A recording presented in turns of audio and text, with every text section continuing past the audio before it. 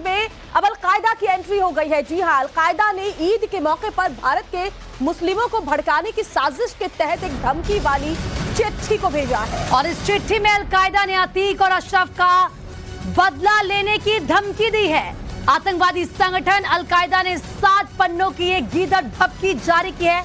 आपको बता दें कि इतना ही नहीं, अलकायदा ने देश के मुसलमानों को भड़काने के लिए आपत्तिजनक बातें भी इस चिट्ठी में लिखी हैं। तो इस चिट्ठी में अलकायदा ने लिखा है कि सरेआम मुस्लिम के सिर पर पिस्तौल रखकर गोली मार दी गई। इतना ही नहीं, बिहार और राजस्थान में मस्जिदों के बाहर भगवा भी लहराने का इस चिट्ठी में जिक्र किया गया है।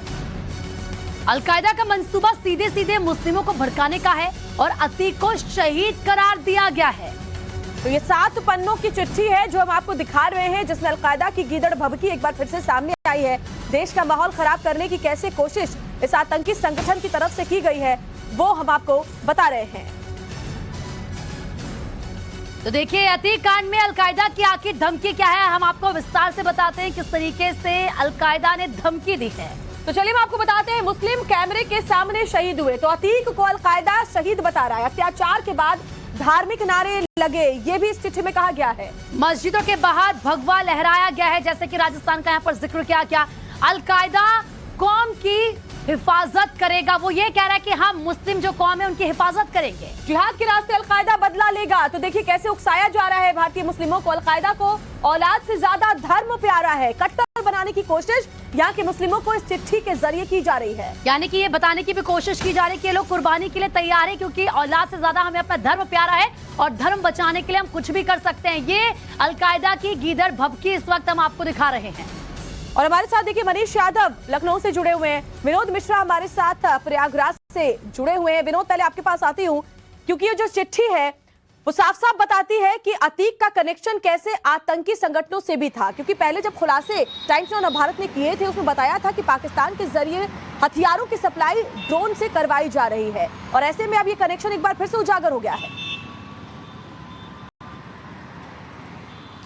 बिल्कुल, देखिए, जब अतीक को रिमांड पर लिया गया था तब पुलिस ने जो पूछताछ की उसमें इस बात का खुलासा हुआ था कि कैसे उसका रिलेशन जो है वो पाकिस्तान की जो संगठन है ISI उससे भी उसका लिंक है, और उसी के जरिए पाकिस्तान के जरिए जो है पंजाब तक असलहा आता है और अतीक तक पहुंचता है।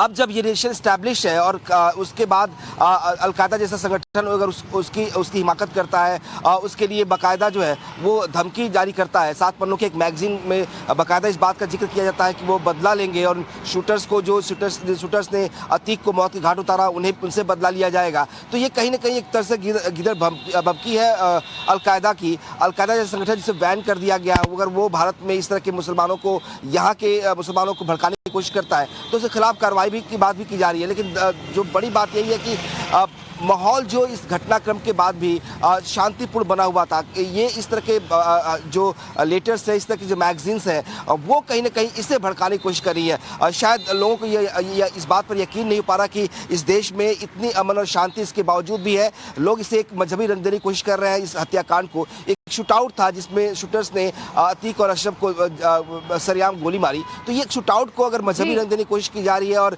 उसके बाद अलकायदा जैसे संगठन जो है वो धमकी देते हैं, तो ये कहीं ना कहीं मकसद साफ है कि वो हिंदुस्तान में जो अमन चैन है, जो मजहबी जो भाईचारा है, उसको बिगाड़ने की एक तरह से कोशिश की जा रही है। बिल्कुल सही कहा विनोद आपने, किस तरीके